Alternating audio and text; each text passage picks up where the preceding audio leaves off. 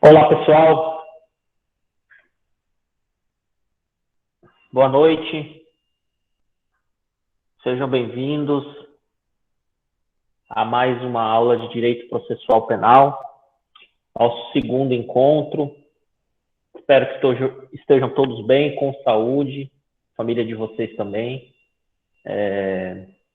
Alguns recadinhos antes de começar. Terminando a aula, quem quiser tirar alguma dúvida comigo pode tirar. O nosso horário de atendimento é das 18 às 19, mas vai que alguém não pôde estar nesse horário, tá? Pode tirar, não tem problema não.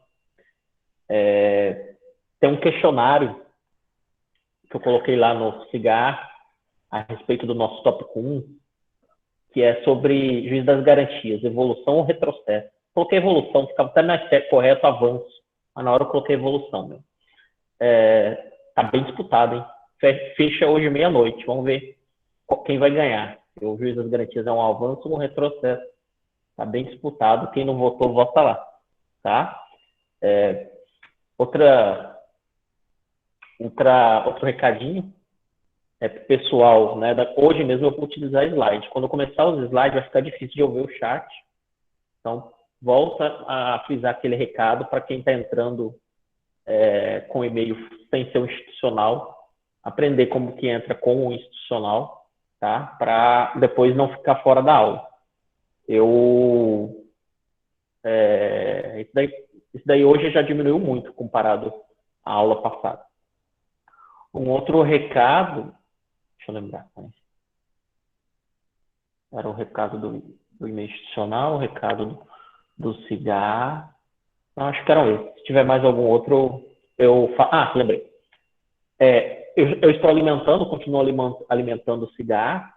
Tentem assistir as aulas. Logo quando você abre o vídeo ou o material em PDF ou em PowerPoint, vocês já veem do que se trata aquilo lá. Tentem seguir numa sequência que são aqueles tópicos subitens que estão lá, tá? 1.1, 1.2, 1.3, tá? Aí vocês não vão ficar perdidos, não, tá? Então, sigam aquela sequência para poder estudar.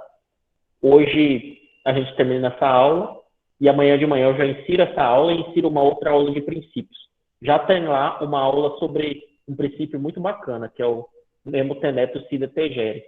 Tá? É um princípio bacana, quem depois tiver alguma dúvida, eu já passei como entrar em contato comigo, ou se não, espera a próxima aula no horário de funcionamento, no horário de atendimento. Beleza? Então vamos começar a nossa aula sobre princípios processuais penais, falando o seguinte, antes de compartilhar a tela. Essa ideia de princípios envolve todos os ramos do direito, não é verdade? Em todos os ramos do direito a gente estuda princípios. E nada mais são do que valores. Quais são os valores que são os mais valorosos? Quais são os valores que são os mais importantes no direito processual penal? Aqui, nesse momento, a gente estuda princípios de uma forma geral. Logicamente que há alguns princípios específicos em determinadas matérias do direito processual penal. Quando a gente estudar, por exemplo, não será agora, vai ser no direito processual penal 2, prova, a gente vai ver princípios relacionados às provas, como, por exemplo, o princípio da vedação das provas ilícitas, né? Da proibição das provas ilícitas. Aqui, nesse momento, a gente fala de outros princípios impactantes, importantes, que, de uma forma geral, afetam todo o direito processual penal. Essa ideia de princípios específicos em alguns assuntos acontece mesmo. Se você abre, por exemplo, lá no direito civil, quando você entra na parte de contratos, tem princípios específicos de contratos, como o princípio da boa-fé. Entendeu? Aqui não é diferente. A gente vai falar de princípios agora, mas em alguns outros momentos vamos tratar de princípios também. E agora eu vou começar a compartilhar nossa tela aqui no Google Meet.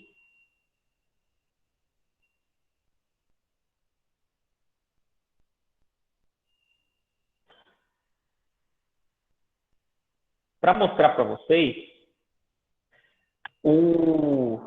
importantes dispositivos a respeito do tema princípios processuais penais. Então, aqui eu trago a Constituição Federal, especialmente em seu artigo 5º, traz os direitos e garantias fundamentais. o artigo individuais, o artigo 7º e 8º da CADH. O que é CADH, gente? Convenção Americana de Direitos Humanos. Se vocês digitarem no Google CADH, já aparece essa Convenção Americana de Direitos Humanos. Bem interessante, é o Pacto de San José da Costa Rica, um tratado internacional que o Brasil é signatário, e é bem interessante, traz normas de direito penal, processual penal, direito civil. É bem bacana esse tratado. Então, a gente vai ler, em alguns pontos, alguns dispositivos desse tratado internacional. E também o próprio Código de Processo Penal. Então, a gente pensa, quando estuda princípios processuais penais, nessas três normas, né? Essas três normas aí para a gente...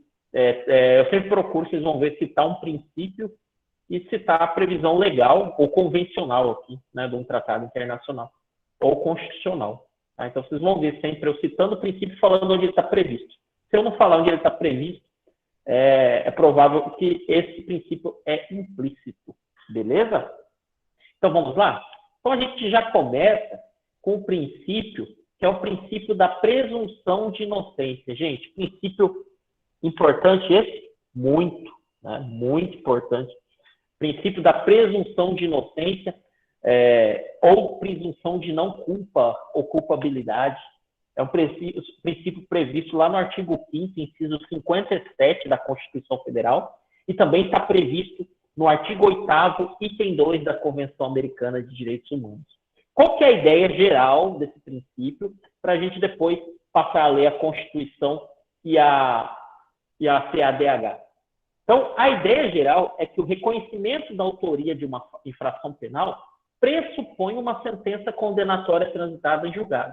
Então, antes da sentença condenatória transitada em julgado, a gente vai aprender que existem algumas regras que devem ser respeitadas, porque aquele sujeito que está sendo perseguido penalmente, né, que está sendo imputado um crime a ele, é presumidamente inocente.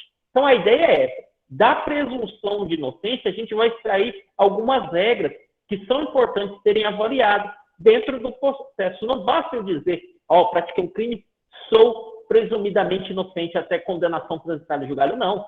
O que nós, como operadores de direito, temos que saber quais são os efeitos disso. Beleza? Vamos lá. Então, vamos ler a Constituição Federal primeiro, que diz que ninguém será considerado culpado até o trânsito julgado de sentença penal condenatória. Meio clara na Constituição. E o artigo 8º, item 2 da Convenção Americana de Direitos Humanos. Toda pessoa acusada de um delito tem direito a que se presuma sua inocência enquanto não se comprove legalmente sua culpa. Toda pessoa acusada de um delito tem direito a que se presuma sua inocência enquanto não se comprove legalmente sua culpa. Então, aqui a gente tem as duas previsões, uma constitucional e outra convencional, em tratado internacional, do princípio da presunção de inocência. Depois de conceituá-lo e ver as previsões constitucional e convencional, de antemão, antes de a gente ver quais são os efeitos da presunção de inocência, a gente já faz essa observação de como o STF tem mudado seu posicionamento sobre o tema. Né? Durante muitos anos, eu expliquei esse assunto tratando dessa abordagem inicial. O sujeito é presumidamente inocente até o trânsito julgado, a gente vai ver o que isso significa, etc, etc. Né? A ideia inicial de cumprimento de pena, a gente vai abordar. Né? Acontece que, no ano de 2016, em razão de um HC, que é o HC 126.292, a visão do STF passou a mudar, admitindo-se que a pessoa passe a cumprir pena após a condenação se confirmar em segunda instância. É o que, né, todo mundo, à época de 2016 até 2018, 2018 que aflorou esse julgamento até que o plenário julgou, e 2019 mudou, como eu vou falar. Acontece que essa ideia é aquela que vulgarmente o pessoal chama de prisão em segunda instância. Ou seja, uma vez condenado em primeira instância, por exemplo, pelo juízo de Pontes e Lacerda, vindo o Tribunal de Justiça do Estado do Mato Grosso confirmar este decreto condenatório, A partir dessa confirmação, o sujeito, o acusado, o réu, já deveria começar a cumprir pena. Para ser cumprir pena, nesse caso, seria obrigatoriamente ser preso? Não. Não.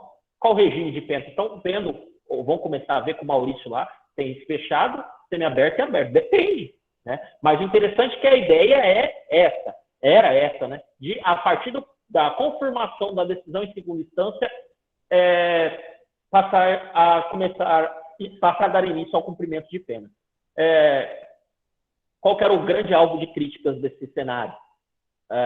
É que a Constituição, salvo o melhor juízo, é clara, né?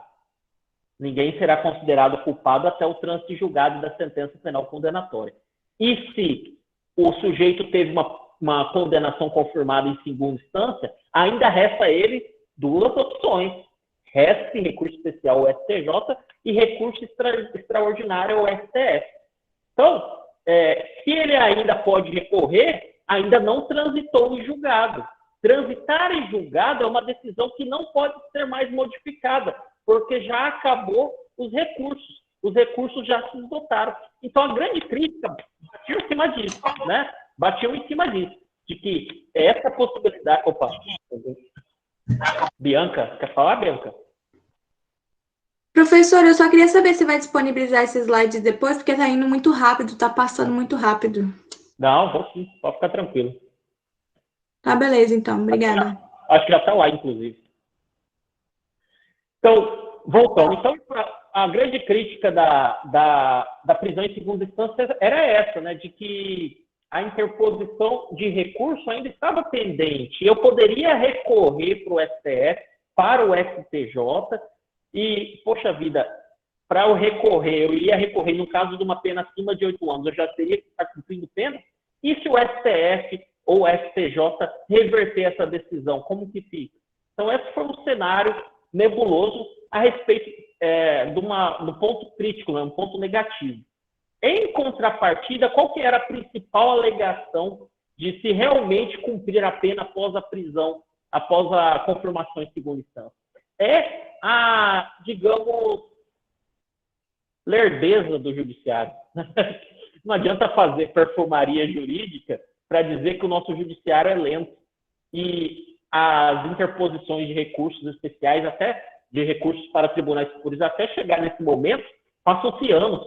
Passam-se anos de um crime ter acontecido, 7, 8, 10 anos, e não ter uma decisão em definitivo para que aquele cara possa cumprir a pena. E nisso gera na sociedade uma sensação de insegurança jurídica, uma sensação de que socialmente ou moralmente o judiciário não está resolvendo. Isso aí não vai virar nada, já passou 8, 10 anos. Esse era o sentimento, né, que é um ponto positivo da alegação do cumprimento de pena após a confirmação em segunda instância. Outro ponto que se alegou bastante a respeito, nesse momento, nesse HC, era de que, a partir dos tribunais superiores, não discute mais as provas do processo, se discute mais se for para o STJ afronta a lei e se for recurso para o STF afronta a Constituição. Não se discute mais prova no processo. Então, seria perfeitamente possível a prisão em segunda instância ou o cumprimento de pena decorrente da confirmação de sentença condenatória. Esse foi um posicionamento que foi amadurecendo, mas, né, em 2019, o STF voltou atrás, alterou o entendimento por meio de ações declaratórias, dispondo que, sim, se faz necessário aguardar o trânsito e julgado da sentença penal condenatória. À época, isso deu uma repercussão danada, que, inclusive, resultou na soltura de quem? Do ex-presidente Lula. Né? Então, ele não tinha transitado e julgado as decisões condenatórias em face dele, foram confirmados, mas não transitou em julgado, é presumidamente inocente, soltura. E é interessante observar, gente, que, como eu já coloquei lá no CIGAR, a discussão continua. Existe um projeto de emenda constitucional tentando alterar a Constituição Federal. É uma questão polêmica que a gente vai vivenciar isso, né? A gente vai ver a discussão sobre isso a respeito desse PEC, ou a gente vai ver a discussão no STF posteriormente a respeito dessa atual união. E tudo no STF, gente, acho que alguns professores já deixaram claro isso para você, depende muito da sua composição. Você sabe que a indicação do STF é parte do presidente da República. E os dois próximos a sair são Celso de Mello e Marco Aurélio. Marco Aurélio mesmo era um que defendia assiduamente a necessidade de trânsito em julgado. E os próximos, quem indicará será o presidente Bolsonaro, que é favorável à prisão em segunda instância. Então, pode ser que esse segmento da aula que eu esteja dando hoje, daqui no semestre que vem, a situação mude, tá? Seja por parte de uma atuação do Poder Legislativo, seja por parte de uma atuação do próprio STF, do Poder Judiciário. É um tema interessante que eu faço essa observação, mas a título de estudo, eu penso o seguinte: a gente nunca pode retirar a ideia inicial desse princípio da presunção de inocência, que é esse, né? O sujeito acusado de um crime deve ser tratado como presumidamente inocente. E à luz da Constituição Federal, essa presunção de inocência surte efeitos até o trânsito em julgado da sentença penal condenatória. Acho que eu agradei aqui nessa observação a gregos e troianos, fazendo pontos positivos e pontos negativos de cada uma das versões, sendo que tem vários outros pontos, várias outras observações sobre esse tema, que daria uma palestra só sobre isso, beleza?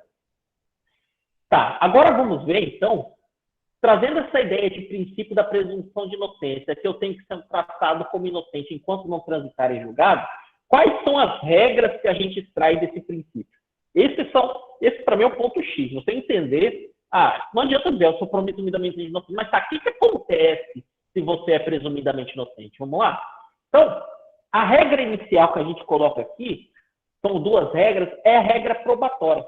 Recai, em razão da presunção de inocência, sobre a parte acusadora o ônus de comprovar que o acusado é culpado. Repito, recai sobre a parte acusadora o ônus de comprovar que o acusado é culpado. Então, gente, é a acusação que tem que provar a autoria delitiva. É a acusação que tem o ônus. Ônus é o quê, gente? Um encargo probatório de provar que fulano praticou um crime. Então, isso deriva da presunção de inocência, pois, ora, se eu sou presumidamente inocente, sou eu que tenho que provar isso? Não, você que tem que provar que eu sou culpado. A regra é que eu sou inocente.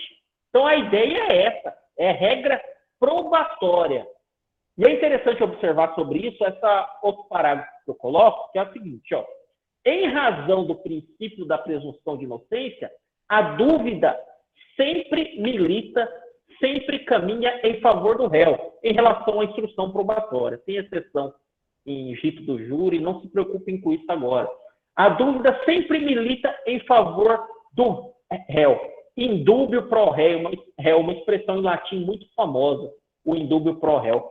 O que significa isso, gente? Cabe à acusação, ao Ministério Público nas ações públicas, ao querelante nas ações privadas, produzir no juízo um juízo de certeza, uma cognição exauriente, uma certeza de que o sujeito praticou o crime. Porque na dúvida o juiz deve o quê? Absolver. Indúbio pro réu. Na falta de provas, o juiz não deve condenar. Na falta de provas, o juiz deve absolver. Por quê? Presunção de inocência. É isso que a gente coloca aqui.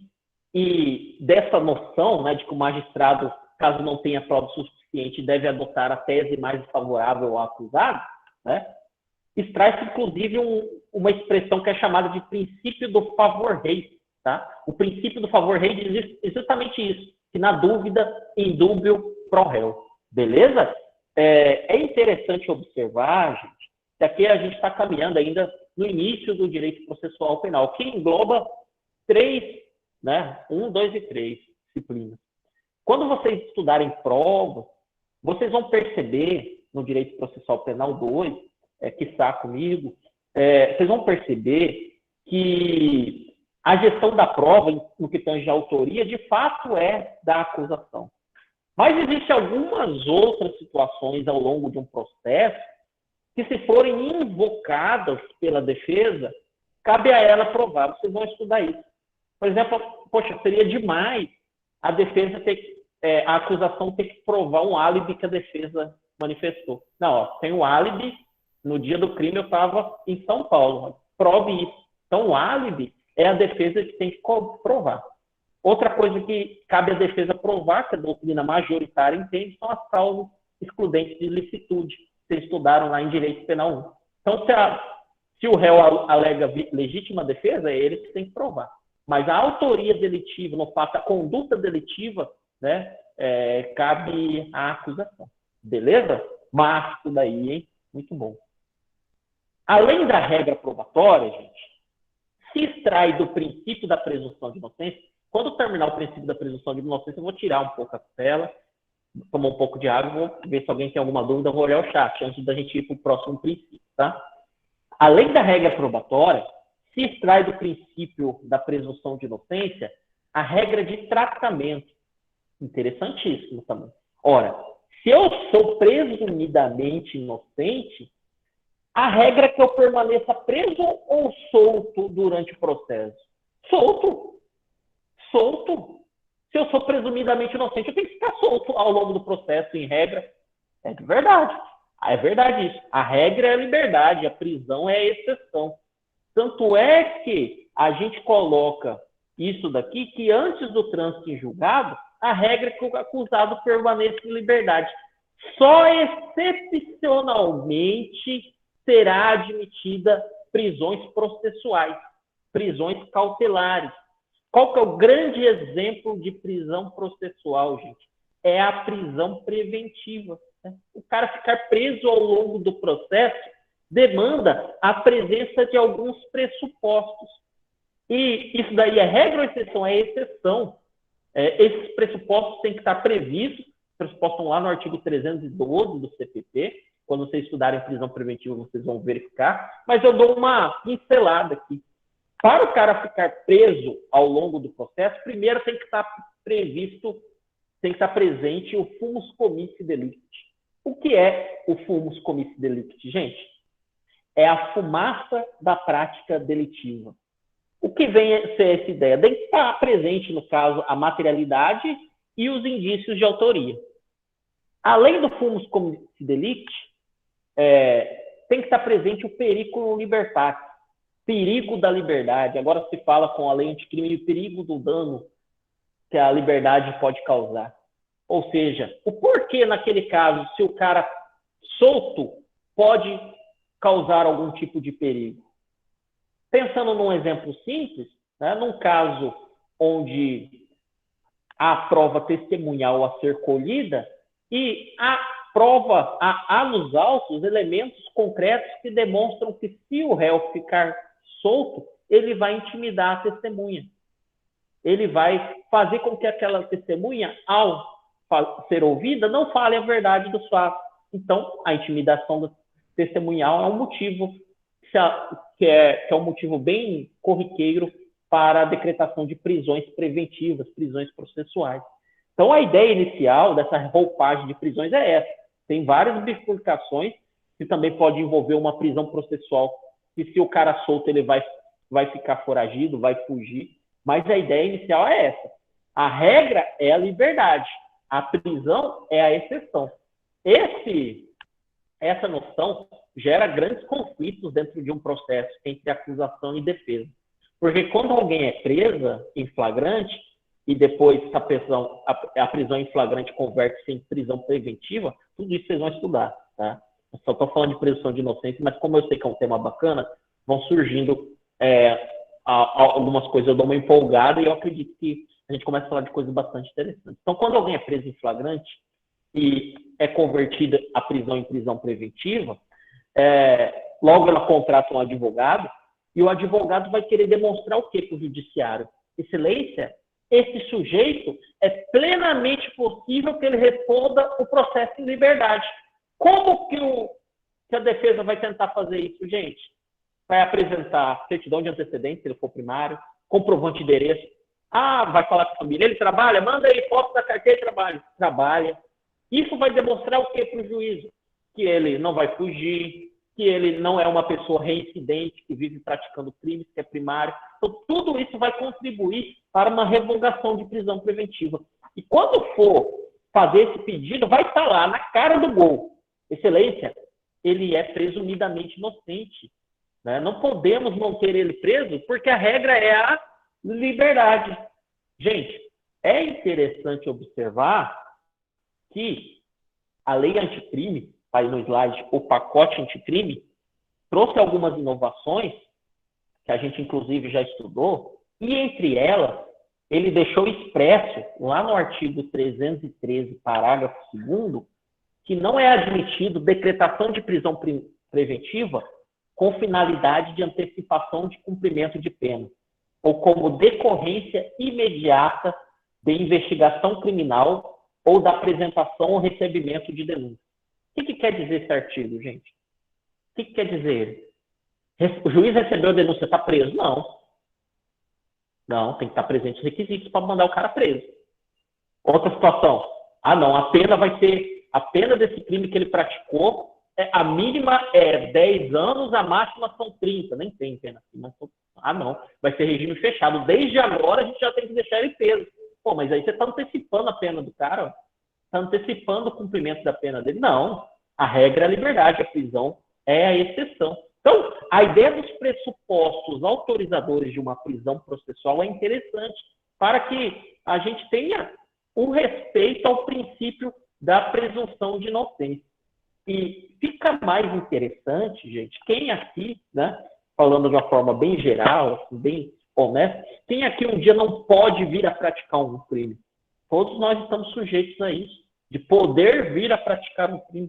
E fica mais interessante a gente pensar na prisão de novo. Do princípio da presunção de inocência, quando a gente para refletir a respeito da situação das cadeias públicas, dos estabelecimentos prisionais. Porque muitas cidades têm centros de detenções, têm cadeias públicas, que são destinados a presos provisórios. Quais são os estabelecimentos prisionais destinados aos presos definitivos, já condenados? São as penitenciárias. Mas no interior do estado de Mato Grosso, a realidade não é essa. Presos provisórios ficam em contato direto com presos definitivos, gerando, numa mesma cela, um contato direto daquela pessoa que foi presa pela primeira vez com um preso definitivo. Aquela, talvez, carreira criminosa que não tinha se iniciado, num contato como esse, pode vir a se iniciar. Então, é algo bastante interessante para refletir a respeito dessa ideia de que a regra é a liberdade e a prisão é a exceção. Lembrando que o CPP estabelece outras medidas restritivas para o sujeito que permaneça em liberdade ao longo do processo. Tornozeleira eletrônica, proibição de sair da comarca, limitação de final de semana e por aí vai. Beleza? Então, isso de regra de tratamento junto à prisão, a presunção de inocência é muito massa. Além dessas ideias de regra probatória e regra de tratamento, não esqueçam essas regras, o professor Renato Brasileiro ainda aborda uma dimensão que ele chama de dimensão externa do princípio da presunção de inocência. Por que dimensão externa? Porque não é algo que reflete dentro do processo. A regra probatória e a regra de tratamento é dentro do processo, né? A dimensão externa é fora dos autos. Como é refletido esse princípio fora dos autos. E a ideia, aqui trazida por ele, é a proteção contra a publicidade abusiva e a estigmatização do acusado, funcionando como limites democráticos à abusiva exploração midiática em torno do fato criminoso e do próprio processo judicial. Sim, gente, estou falando de programas que envolvem, né, sensacionalismo policial, que está na televisão recheado. Então, o professor Renato Brasileiro entende que o princípio da presunção de inocência tem que limitar essa, externamente, né, fora dos autos, limitar e proteger o acusado desse tipo de estigmatização. Tanto é que esse entendimento doutrinário hoje já é refletido em lei, por uma lei que causou polêmica, que é a nova lei de abuso de autoridade. Eu sei que entre nós há pessoas que têm posicionamento totalmente contrário e outras pessoas que têm um posicionamento favorável. Isso é o Estado democrático de direito. Mas, atualmente, está em vigor essa lei de abuso de autoridade, no qual diz que constranger o preso ou o detento mediante violência, grave ameaça ou redução de sua capacidade de resistência a exibir-se ao seu corpo ou parte dele exibida a curiosidade pública, ou seja, mostra o rosto, submeter-se a situação vexatória ou a constrangimento não autorizado em lei.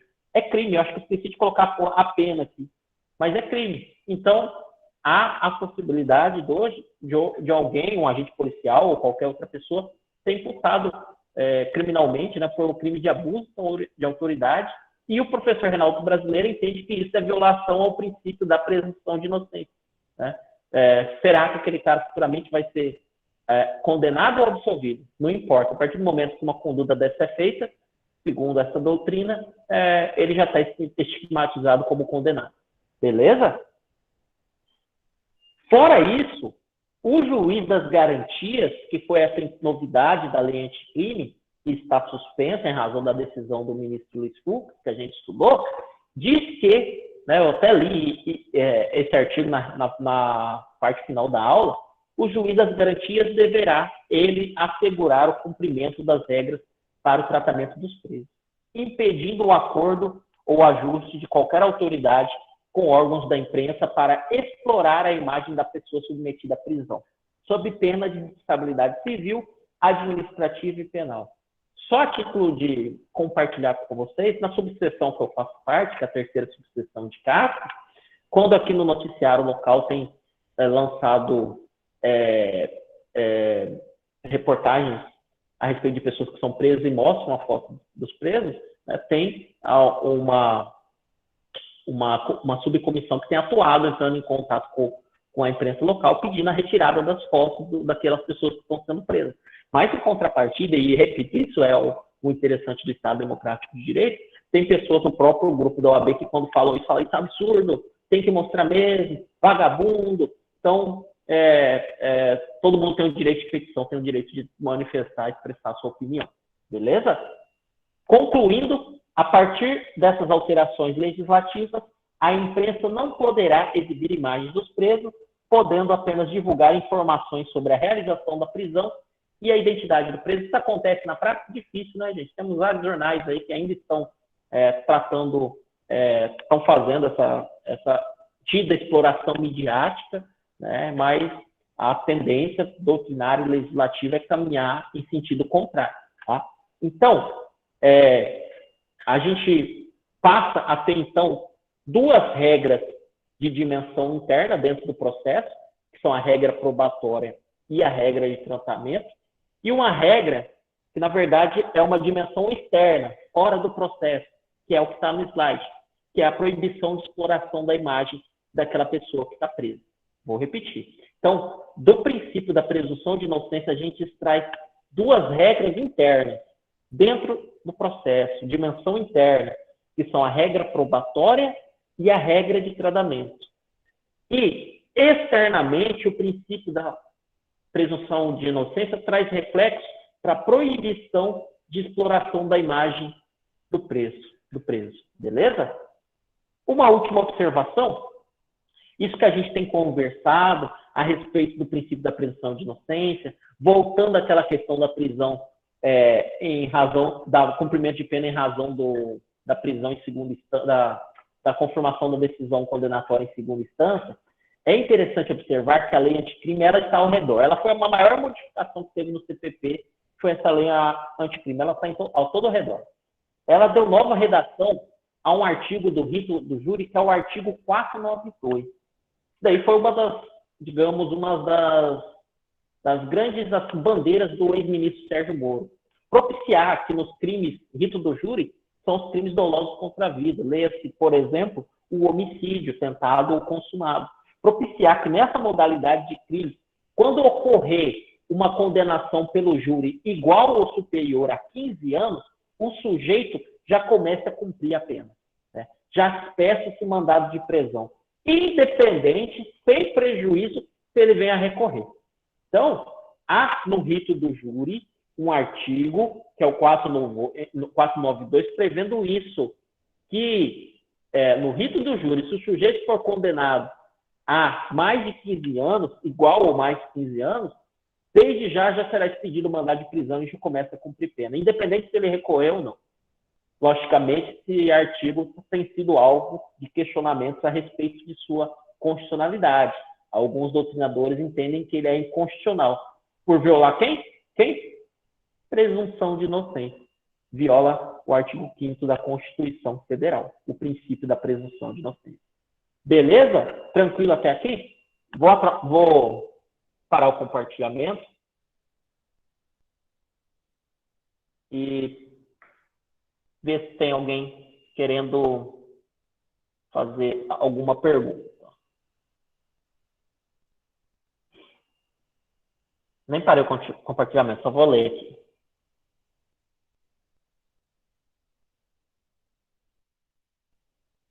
Aula 2, isso, encontraram o slide. Beleza. Tem alguém que quer fazer alguma pergunta sobre o princípio da presunção de inocência, gente? Professor, deixa eu ler, estudar isso primeiro, depois pergunto. Tranquilo também, mas se alguém tiver alguma curiosidade, algum tipo de questionamento, ou quiser fazer uma reflexão, né, fique à vontade. Nem tirei o compartilhamento, deixei.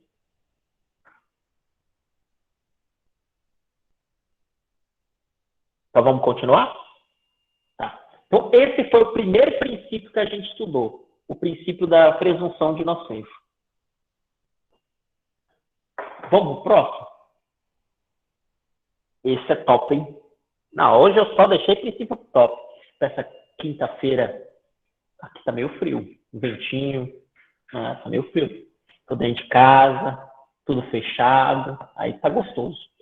Mas tá bem frio. Acho que tá mais ventando que frio. Vento frio, resumindo, vento frio. Vamos lá. Princípio do devido processo legal. Nossa, acho top demais. Processo é devido. Nossa, é top demais. Previsão constitucional do princípio do devido processo legal. Artigo 5º, L1V, inciso 54 da Constituição Federal. Ninguém será privado da liberdade ou de seus bens sem o devido processo legal. Bonito demais isso, gente. Trago um conceito aqui que parece enorme, difícil, mas, sinceramente, a gente traz esse conceito, mas a ideia que eu gosto de ter do princípio do devido processo legal é a de que é um princípio que determina que devem ser respeitadas as regras do jogo. Regras do jogo, sim. Devem ser respeitadas as regras do processo, do que está previsto em lei. É interessante que a base de um processo é uma sequência de atos, é um rito, né? Vários atos processuais. Hoje em dia, esses atos processuais estão disciplinados lá no Código de Processo Penal. Por exemplo, lá no Código de Processo Penal diz qual é a ordem de oitiva, de inquirir, de ouvir as pessoas numa audiência de instrução.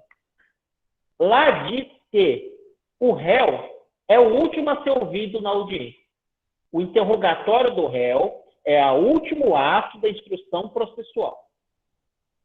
Aí chega na comarca, chega na hora da audiência, o juiz chega e fala assim: aqui na minha comarca, o réu tem que ser ouvido primeiro. Porque senão ele vai escutar o que os outros estão falando e vai querer inventar uma história depois. Doutor, sinto muito, você pode até pensar assim, mas a sua interpretação não é devida. Não respeita o devido processo legal, que consagra que o processo tem que ter uma conformidade constitucional e legal. Então, processo devido é um processo conforme a lei e conforme a Constituição. É um processo que respeita as regras do jogo. Beleza? Vamos ler esse conceito. Então, já deu uma boa resumida e acredito que isso possa ser compreendido o que é o processo devido, o que é um devido processo legal. Vamos ler o conceitão que eu coloquei. Assegura a pessoa o direito de não ser privado da liberdade e de seus bens, sem a garantia de a tramitação de um processo desenvolvido na forma que estabelece a lei. Sob a vigência de um Estado democrático de direito, não se admite processo que não se ajuste as regras dispostas no ordenamento jurídico. Lógico, eu dei um exemplo, que é uma inversão dos atos na audiência de instrução, mas tem vários outros exemplos, né? Quando a gente pensa no princípio do devido processo legal, a doutrina divide ele em duas dimensões: a dimensão formal e a dimensão material. Então, compreendam que o devido processo legal, na verdade, é um supraprincípio. O que eu quero dizer com supraprincípio? Dele, a gente extrai outros princípios, como contraditório, ampla defesa, juiz natural, juiz imparcial. Ele é um supraprincípio. Só é devido o processo que respeita o contraditório. Só é devido o processo que respeita a ampla defesa. Então, essas dimensões são interessantes, né, de tratar a respeito do devido processo legal. Então, vamos falar primeiro da dimensão formal. Significa conceder à parte do processo a plenitude de suas garantias processuais. Ou seja, conceder a uma parte do processo o contraditório, a ampla defesa, o juiz natural, a imparcialidade. Essa é a ideia de dimensão formal do princípio do devido processo legal. Repito, então só é devido um processo que respeita as regras do processo, que respeita as regras do que está previsto em lei no Código de Processo Penal. Beleza? Ótimo. Qual é, melhor dizendo, a outra dimensão do devido processo legal?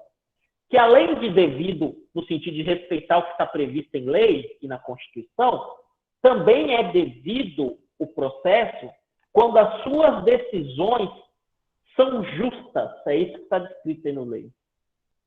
Senhor, é meio vaga essa ideia de justiça, né? Lógico que é, né? Então, essa visão é um pouco mais filosófica que a outra. Então, o processo só é devido se ele for justo. Aqui, eu até prefiro dizer assim, é devido o processo que alcança decisões razoáveis e proporcionais àquele caso. Fica até melhor. Então, é devido a justiça aqui, a gente pode compreender dessa maneira. O processo é devido quando ele alcança decisões razoáveis e proporcionais naquele caso. Tá? Então, essa que é a compreensão que a gente pode ter. Então, gente, a ideia de devido processo legal é essa. É um processo que é conforme a lei e conforme a Constituição. E que traz decisões razoáveis e proporcionais. Professor, naquele exemplo que você deu, que o juiz inverteu as ordens no ato da audiência, colocando o réu com ser ouvido primeiro. Se isso acontecer, o advogado realmente ficar calado e ter a mídia lá que gravou isso, o juiz falando, ouvindo primeiro o interrogatório do réu e depois ouvindo as vítimas, testemunhas, o que pode acontecer? Pode acontecer um instituto que é bem famoso e conhecido, que é a nulidade processual. Né? Pode ser anulado aquele processo, e um processo que, por exemplo, estava lá na fase de apelação, no recurso, retornar lá para a audiência, para que ela seja feita de forma correta, não, de forma devida. Mais bonito, né? Já estamos usando devido processo legal, já fala de forma devido. Beleza? Devida. Tranquilo? Então, essa é a noção de devido processo legal. Avançando, depois de estudar devido processo legal, a gente passa a estudar outros princípios que derivam dele, que é a ampla defesa e o contraditório. Antes, eu vou baixar aqui para ter alguma pergunta para mim.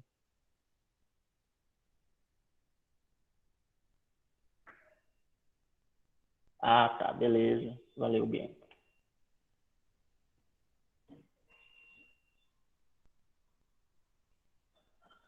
Ampla defesa, vamos lá. Top também esse. Hoje só foi princípio top. 4 princípios, tem mais 2. Esse e outro.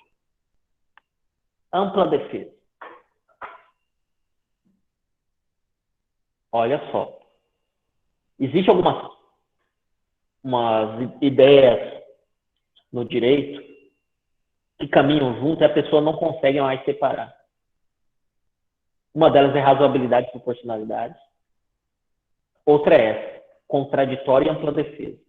O cara começa a falar assim, contraditório, ampla defesa, contraditório, ampla defesa, contraditório, vira uma coisa só. E não é. A minha tarefa, né, para quem, por exemplo, já achava que era uma coisa só, que estudou para um concurso, algo nesse sentido, né, a minha tarefa é demonstrar que o contraditório e a ampla defesa, embora se comuniquem, têm noções conceituais distintas. E até por isso eu prefiro começar pela ampla defesa, que eu acho que ela tem até maior impacto que o contraditório. Vamos lá? Então vamos. O princípio da ampla defesa, assim como o contraditório, tem a previsão constitucional lá no artigo 5º, inciso 55 da Constituição. Aos litigantes em processo judicial ou administrativo e aos acusados em geral, são assegurados o contraditório e a ampla defesa, com os meios e recursos a ela inerentes. Professor, beleza. Então, as pessoas que são acusadas em um processo têm direito à ampla defesa. Sim. Mas o que é isso? Bora. A ampla defesa possui como destinatário um sujeito, o acusado. A ampla defesa não é um princípio direcionado à acusação. Não, ela é direcionada ao acusado. E ela, para a gente compreender, a gente tem que desdobrá-la. Ela se desdobra em defesa técnica e autodefesa. Então, a ampla defesa nada mais é do que a conjugação da defesa técnica com a autodefesa. Somatório das duas. Defesa técnica e autodefesa. Professor, então o próximo passo é explicar o que é a defesa técnica e o que é a autodefesa, para a gente compreender, então, o que vem a ser a ampla defesa. Ótimo, vamos lá. Está aí para vocês, daí está no slide lá, que pode estar ficando pequeno aí nesse momento. Mas nada mais é do que a defesa técnica, do que ela é exercida pelo profissional da advocacia ou por um defensor público, né? Um advogado ou um defensor. Isso é defesa técnica. A defesa técnica, gente, ela é obrigatória no processo penal. Ela é irrenunciável, entendeu? Então, a pessoa, quando eu falo que é obrigatória e irrenunciável, não pode dizer assim, não, nesse processo que eu sou réu, deixa eu tocar que eu vou tocar ele sem advogado. Não. A defesa técnica, ela é irrenunciável. E é interessante observar que ao acusado, ele pertence o direito de constituir um advogado. Então, quando, por exemplo, um advogado está constituído nos autos para um réu, e esse advogado apresenta lá uma petição renunciando à atuação por aquele réu, porque o réu não cumpriu com o acordo de contratos e honorários advocatícios, o que o juiz deve fazer? Intimar o réu para constituir novo advogado. Tem advogado que é praga. Teve uma vez que eu vi um caso em que, ao invés do juiz intimar o réu para constituir o advogado, ele imediatamente mandou para a Defensoria Pública, mas não. E o direito do réu de constituir novo advogado? Se chegasse nele e ele dissesse que não tinha condições financeiras para constituir um novo, aí sim. Mas ir de supetão direto para a Defensoria, não. A ideia não é essa. O jogo não se joga assim, né? Não é devido assim. Então, a ideia de defesa técnica é essa, tá? É o direito, né, de constituir um advogado, né? Ser patrocinado pela defesa técnica. A autodefesa é outro viés, né? É a exercida pelo próprio acusado. E quando eu falo que é exercida pelo acusado, não estou dizendo que ele está renunciando ao advogado, não, eu vou defender sozinho. Não, ela tem os aspectos específicos do que vem a configurar uma autodefesa. Em momentos específicos dentro de um processo. Momentos em que ele pode falar por si mesmo. Então, a autodefesa, que é o direito do acusado se defender, dentro de um processo, ela se materializa em 3 formas. Quais são elas? Primeira, direito de presença. O réu tem o direito de acompanhar os atos da instrução probatória, gente. Ele tem o direito de participar das audiências, mesmo daquela que ele não vai ser ouvido. Por exemplo, né? Vai acontecer uma audiência e a testemunha é um policial. Vai ser aquela audiência específica para ouvir aquele policial, vai ser por videoconferência. porque ele mora lá em Cuiabá. O réu não vai ser ouvido naquele dia, mas ele tem o direito de presença, de estar presente para saber o que aquele sujeito, aquela testemunha vai falar, aquele policial. Então, esse é o direito de presença. A doutrina costuma dizer, gente, que esse direito de presença, em regra, deve acontecer, mas ele não deve ter natureza absoluta. Por que a doutrina diz que ele não tem natureza absoluta? Por causa de uma figura que é muito importante no processo penal. O processo penal não é só do réu, né? A figura da vítima, tá? É o que eu coloco aqui no final desse primeiro item 1, que o direito de presença não possui natureza absoluta. Cito o artigo 217 do CPC. Vamos lê-lo? Volto daqui a pouco para esse slide, tá? Então, o que diz o artigo 217? Se o juiz verificar que a presença do réu poderá causar humilhação, temor ou sério constrangimento à testemunha ou à vítima, de modo que prejudique a verdade do depoimento, fará a inquirição por videoconferência e somente na possibilidade dessa forma determinará a retirada do réu, prosseguindo na inquirição com a presença do seu defensor. Então, presta atenção. Se a vítima, o ofendido é a vítima, tá? Ela não conseguir falar porque aquele cara está dentro da sala, ela não conseguir apresentar a verdade dela dos fatos, o juiz vai pedir para o cara se retirar, para o réu se retirar. Isso acontece muito em crimes contra a dignidade sexual, em crimes de roubo de motocicleta, de carro, a pessoa simplesmente não consegue falar. É exclusivo da vítima? Não, pode acontecer com uma testemunha. Dificilmente acontece, tá? Porque a maioria das vezes a testemunha é policial, né? Então não vai se sentir intimidado, né? Ele vai falar. Né? Esse exemplo que eu dei de videoconferência é porque os policiais estavam lotados em outro lugar. Então, mas a ideia é essa, né? A videoconferência nos últimos meses, em razão da pandemia, melhorou muito, está acontecendo para valer agora. Mas, na realidade, antes da pandemia, quando o juiz ia ouvir a vítima, o acusado estava dentro da sala, o juiz simplesmente pedia para ele se retirar. E permanecia quem? O advogado. O advogado do réu tem que permanecer. Para quem é concurseiro, inclusive, já vi várias questões em concurso, alguns concursos cobram a letra da lei, que citam esse artigo inteiro. Você vai lendo e fala, eu lembro, estudei esse artigo, beleza. Aí chega no final e diz que o juiz determinará a retirada do réu e do seu defensor. Opa, aí não. O defensor fica. De alguma forma, a parte que é acusada tem que tomar ciência do que aquela pessoa vai dizer. E o advogado não tem nada a ver com a história de intimidação. O advogado está ali contratado fazendo o seu mistério, o seu serviço, o estatuto da OAB lhe permite ficar ali, inclusive. Então, quem sai é o réu.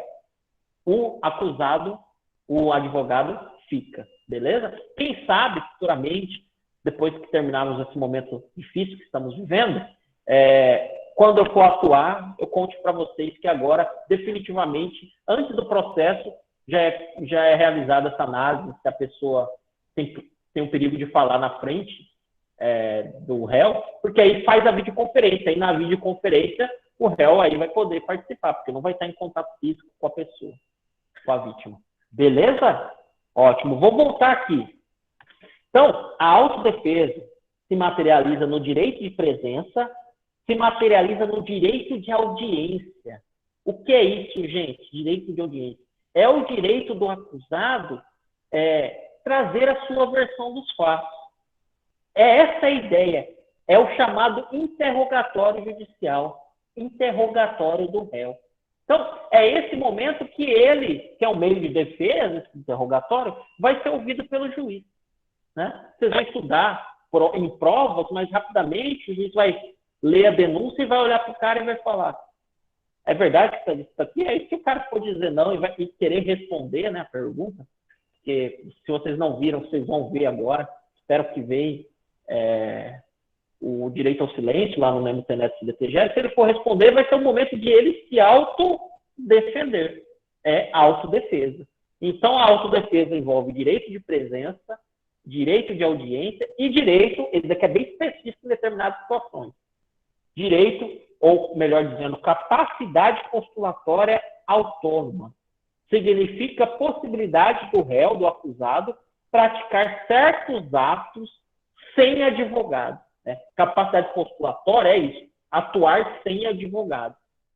Quando no processo penal, quais são os exemplos de atuações no processo penal em que o acusado poderá especificamente em determinados atos, tá? Não é inteiro no processo, porque senão entra em confronto com o que eu falei de que a defesa técnica é renunciável. Quando dentro do processo, no processo penal, atos específicos que se admite que o acusado faça sem advogado. Impetrar habeas corpus. Recomendo, gente? Lógico que não, meu advogado estudou para isso. Não recomendo, mas tem gente que faz. Impetrar o habeas corpus. Né? Vai lá, escreve, o habeas corpus está lá preso, entrega para o policial penal, e este policial penal entrega lá para o diretor e chega lá perante o judiciário. Né? Habeas corpus. Qual outro exemplo que eu coloquei aqui? Revisão criminal. Depois de transitado em julgado a sentença condenatória, a única chance do cara reverter a situação, o cara que foi condenado, é se ele entrar com uma revisão criminal. Surgiu um fato novo, uma testemunha ocular que inexistia, todo mundo achou que morreu, apareceu depois. Entrar com uma revisão criminal para revisitar aquele caso. Independe de constituição de um advogado. Outra hipótese, para interposição de recursos. Cuidado. É interessante isso daqui. Quem atua na área, faz estágio, atua na defensoria, já pode ter visto o seguinte cenário. Quando uma pessoa sai a sentença, sai a condena no processo penal, e a pessoa, por exemplo, está presa, o oficial de justiça leva a sentença para o sujeito. É direito do réu receber a sentença pessoalmente. Não só seu advogado ser intimado em relação à sentença, o réu tem que recebê-la. Aí chega lá na cadeia, lá no estabelecimento prisional, e o réu olha a sentença e fala, não, eu quero recorrer. Ele escreve lá na via do oficial de justiça, quero recorrer, quero interpor apelação, desejo recorrer.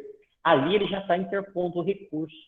Então ali ele já está manifestando a vontade dele daquela causa ser reapreciada pelo tribunal. Quando chegar, ele fala assim, quero recorrer, meu advogado é fulano de tal, e coloca o telefone, já vi várias vezes. Quando o advogado for atuar, for apresentar, for manifestar esse desejo dele, o advogado já vai apresentar as razões do recurso, uma peça escrita razões recursais, e já vi muitas vezes eles escreverem assim, quero recorrer, não tenho condições de contratar advogado. Já vai para a defensoria, não para interpor o recurso já foi interposto, ele já apresentou a vontade dele. Vai para a defensoria para apresentar as razões recursais, as razões, os motivos pelos quais aquela sentença deve ser alterada. O que a gente fala formalmente, ela deve ser reformada, beleza? Então, essa é a ideia de capacidade postulatória autônoma para determinados atos, como, por exemplo, interpor recurso. Gente, ampla defesa é isso. Vou tirar aqui também. Se alguém quiser falar, só abre o áudio. E vou ver se tem alguma pergunta aqui no chat.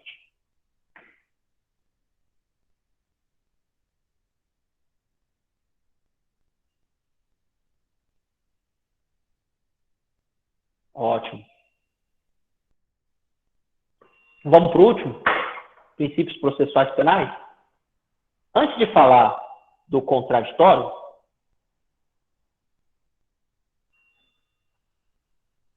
é importante observar, gente, que quando eu estou falando desses princípios, a gente estuda eles como verdadeiros instrumentos limitadores da atuação do Estado, do poder punitivo estatal. Entendeu? Porque, às vezes, vocês podem, ou algum de vocês, ou ninguém, mas eu sempre gosto de falar isso, ter a ideia de que nossos princípios só vão proteger o réu, a maioria deles realmente tem uma visão de defender os direitos e garantias fundamentais do réu. Porque a balança que envolve o processo penal, ela não é equânime, ela não é igual. O Estado está na figura do juiz, mas o Estado também está na figura da acusação, do Ministério Público. Então, esses princípios, esses direitos, vêm para tentar equilibrar a balança. São verdadeiros limitadores do poder punitivo estatal. Então, o que eu falei na aula passada, de que para alcançar uma sanção penal é preciso trilhar por um caminho que é o processo penal, esse processo penal é recheado por esses princípios, porque senão é assim, é só tiro, porrada e bomba, beleza?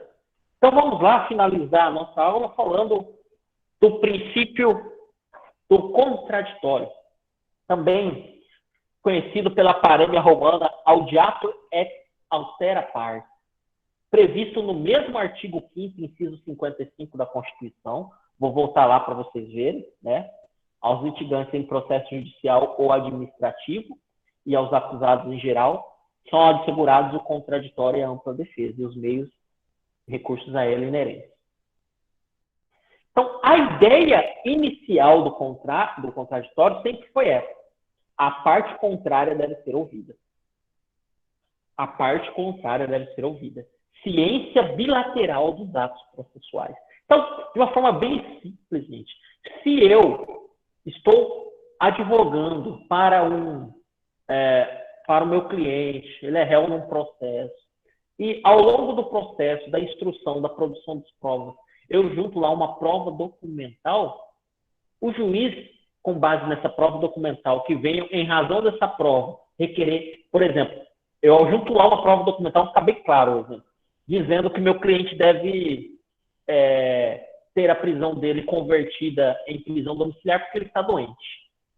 O juiz não vai receber aquilo e simplesmente, opa, vou decidir, revoga a prisão. Não. Protocolei vistas ao MP. O que é isso? Contraditório.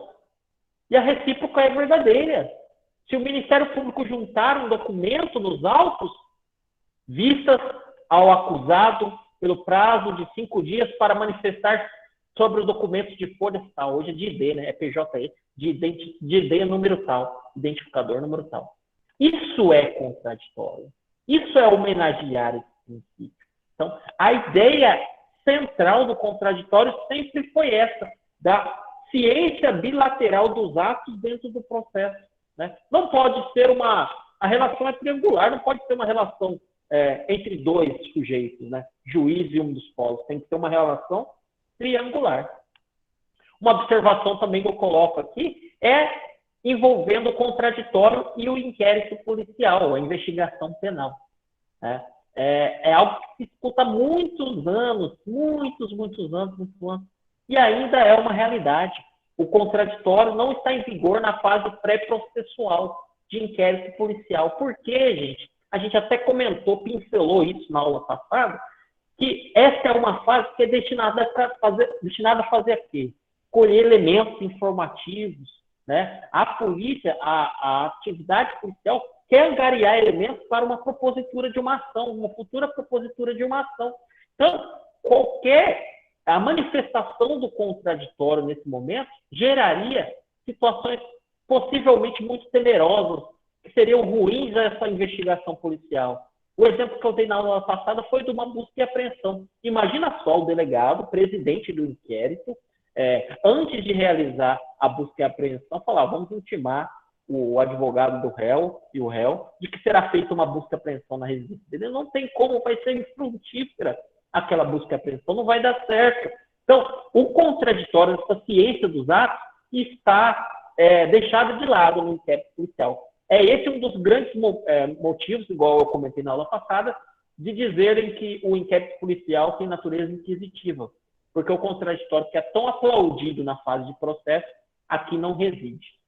É interessante observar que dentro daquilo que eu falei, de todo mundo falar contraditório e ampla defesa junto, hoje em dia é errado você dizer que no inquérito policial não tem contraditório e ampla defesa. A partir do momento que você diferencia o contraditório da ampla defesa, você percebe que, de fato, o contraditório não tem. Mas a ampla defesa, mesmo que de forma mitigada, verifica-se sim na fase de inquérito policial. Verifica-se sim. Nossa, eu já atuei muito em processos criminais, hoje já nem tanto. Estou atuando numa outra hora, hoje o meu foco é direito administrativo, que eu gosto bastante também. Já atuei muito em processos criminais, e quantas vezes eu fui acompanhar meu cliente em delegacia, em situações de flagrância? Quantas vezes que eu fui acompanhá-lo no interrogatório policial? É defesa técnica. É o exercício da defesa técnica durante a fase de investigação policial. Ele não vai ser ouvido na delegacia? Vai. É autodefesa. Eu, advogado, faço pedidos para o delegado e já fiz várias vezes. Por exemplo, um grande pedido de restituição de coisa apreendida. Parte ali pelo advogado, né? Você fazer o pedido de restituição, às vezes você consegue direto lá. Apresenta a nota fiscal de um produto, por exemplo. Então, a ideia da ampla defesa dá sim para você comunicá-la com a fase de inquérito policial. O contraditório, não. Em prol do sucesso das investigações, o contraditório, não. Então, tomem cuidado, gente, quando vocês fazerem algumas provas, é quem faz muito concurso público, desse cenário de contraditório e ampla defesa. Logicamente, você vai ter que ver o perfil de prova que você vai estar fazendo. Joacir, meu negócio é defensoria pública. Aí você vai escacar se tem inquisitivo, vai falar, não, para você até contraditório, se brincar, deveria ter na fase de investigação. Já para quem está defendendo carreira policial, a realidade é outra, né? Mas mesmo na carreira policial, você tem que estar atento aos direitos de defesa na fase de inquérito policial. Beleza? A doutrina, gente, avançou a ideia do contraditório para ir além da ciência bilateral dos atos do processo, tá? Hoje em dia, além de primar o contraditório pela ciência bilateral dos atos do processo, este princípio também abrange a possibilidade de reação. Então, a doutrina costuma dizer que contraditório é informação mais reação. Olha que diferente. O que é ampla defesa? Defesa técnica e autodefesa. Contraditório é informação, ciência bilateral e reação. Possibilidade de contra-atacar. Então, qual que é a ideia? Vamos voltar para aquele exemplo que eu falei da prisão domiciliar? O advogado apresentou um pedido ao juízo dizendo que o cliente deve se responder o processo em prisão domiciliar, deve ser convertido a preventivo em prisão domiciliar. O juiz, ao dizer vistas ao MP, não está oportunizando ao MP só que ele saiba disso, não. Ele está dando um prazo para o MP fazer o quê, gente? Manifestar, apresentar um parecer ministerial, ou seja, reagir. Excelência, esse caso não é um caso de prisão domiciliar. A doença atestada pelo réu é perfeitamente tratável dentro do estabelecimento prisional. E quando ele for preciso, irá agendar o médico e os policiais penais encaminharão ele até o hospital. Ponto. Ponto. Essa é uma reação, é o que eu digo aí de contrariar, um contra-ataque com alegações e provas. Então é isso. Contraditório é ciência bilateral dos atos e possibilidade de contra-atacar, de reagir. Informação mais reação.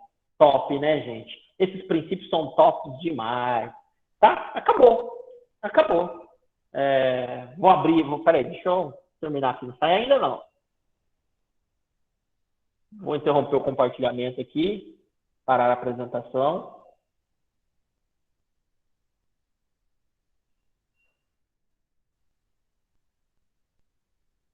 Pode ser ainda utilizado essa nomenclatura, Romeu, contraditório, postergado e diferido. Exclusivamente hoje, eu trabalho com ele quando a gente pensa em interceptação telefônica, né? Esse tipo de provas, né, de interceptação telefônica, o contraditório só pode ser diferido ou postergado, né? Não é o contraditório real. Eu gravei uma aula hoje sobre isso, vou subir ela amanhã, falando um pouquinho dessa diferença entre contraditório real e contraditório diferido. Eu falo isso no momento quando a gente estuda inquérito policial, ao tratar da diferença entre elemento informativo e prova. Né? Então, contraditório diferido, eu trato disso nesse momento aí, para falar da interceptação telefônica, que é prova desde quando é colhida, né? Porque não dá para fazer de novo.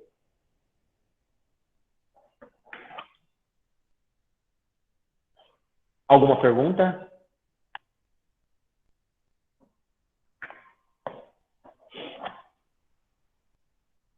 Professor, estou fazendo estudo de caso, mas se tiver uma dúvida a respeito dos referentes, estamos com recuo e a letra diminuída ou podemos apenas colocar, ou você não tem preferência? Gente, considerando que o estudo de caso, tá? As referências que eu utilizo, eu deixei aberto na aula passada. A citação nome e autor, ao longo do processo, as citações, vamos falar primeiro das citações.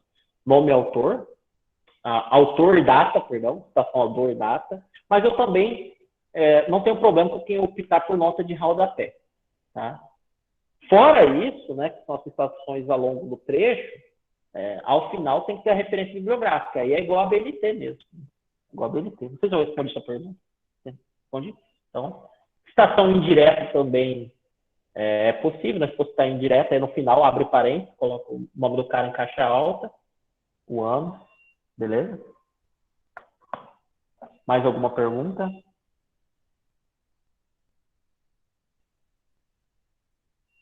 Mais alguma pergunta? Não? Não?